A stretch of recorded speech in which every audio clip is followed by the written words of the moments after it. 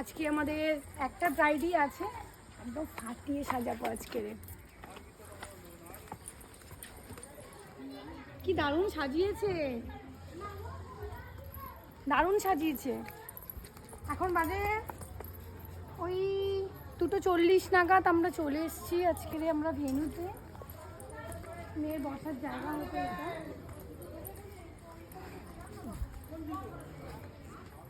আজকে আমার ব্রাইড হচ্ছে তানিয়া।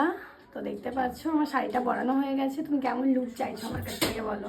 আপনি যেমন দেবেন, যেমন আপনার উপরে ছাড়বে, আপনার উপরে সব ছেড়ে দিই। কোনো ব্রাইড যখন এরকমভাবে আমার উপরে ছেড়ে দেয় আমার তখন ভীষণ ভালো লাগে। তো একদম নিজের মতো করে তখন সাজাতে ইচ্ছা করে। যাই হোক, তুমি আমাকে আইসটা দেখিয়েছো, কোনো গ্লিটার হবে না, একটু স্যাটেল একটা আইস হবে।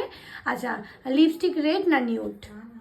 যেটা ভালো লাগবে, রেড হলেই ভালো লাগবে। রেড হলে ভালো লাগবে। আর হেয়ারের কোনো স্টাইল ভাবা আছে না যেটা তোমার মুখে যাবে সেরকম? যেটা আমার মুখে যাবে আপনি যেটা বলবেন সেটা করবেন। ওকে ওকে ওকে, কোনো চয়েস নেই তাই না? ওর মুখটা ভীষণ মিষ্টি, আর ওকে সাজানোর পরে কেমন লাগছে অবশ্যই তোমাদের সাথে শেয়ার করো। এরপর আর কি আমরা শুরু করে দিলাম আমাদের কাজ।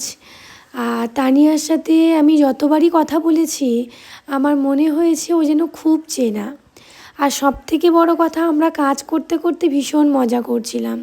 একটা ভিডিও ক্লিপসের মধ্যে দিয়ে হয়তো সব কিছু তুলে ধরা সম্ভব হয় না, কিন্তু কিছু কিছু কাজ আমাদের মন ছুঁয়ে যায়। আর সব থেকে বড় কথা, কোনো ক্লায়েন্ট যদি বলে দিদি তুমি তোমার মতো করে সাজিয়ে দাও, বিশ্বাস করো মেকআপ আর্টিস্টদের সেই যে স্যাটিসফ্যাকশানটা সেটা বলে বোঝানো যাবে না। কারণ নিজেদের একটা ড্রিম লুক নিজেরা ভাবাই থাকে যে এরকম সাজবো ওরকম সাজবো, তো তার পরক্ষণেও মেকআপ আর্টিস্টদের কাছে পুরোটাই ছেড়ে দেয়। যদিও প্রতিটা মানুষের চয়েস আলাদা, প্রতিটা মানুষের টেস্ট আলাদা, প্রতিটা মানুষের পছন্দ আলাদা, তারপরেও আমরা চেষ্টা করি সবার নিড ফুলফিল করার।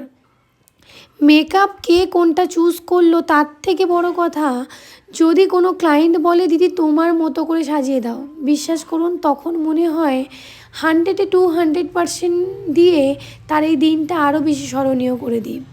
কারণ মেকআপ তো কয়েক ঘন্টা পরে তুলে দেবে, কিন্তু স্মৃতির পাতায় যে চ্যাপ্টারটা আমাদের নতুন শুরু হয়, আর এই চ্যাপ্টারের প্রথম পাতাতেই থাকে আমাদের সাজগোজ।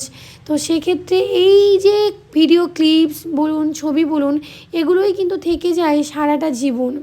যখন আমাদের বয়স হয়ে যাবে, যখন আমাদের কোনো রকম কোনো বোধ থাকবে না, যখন আমরা কোনো রকমভাবে মানে কি বলবো আমাদের কথা কেউ শুনবে না, তখন কিন্তু আমরা এই ভিডিওগুলো দেখেই শান্তি পাবো যে আমরা আমাদের যখন মানে সব কিছু ঠিকঠাক ছিল।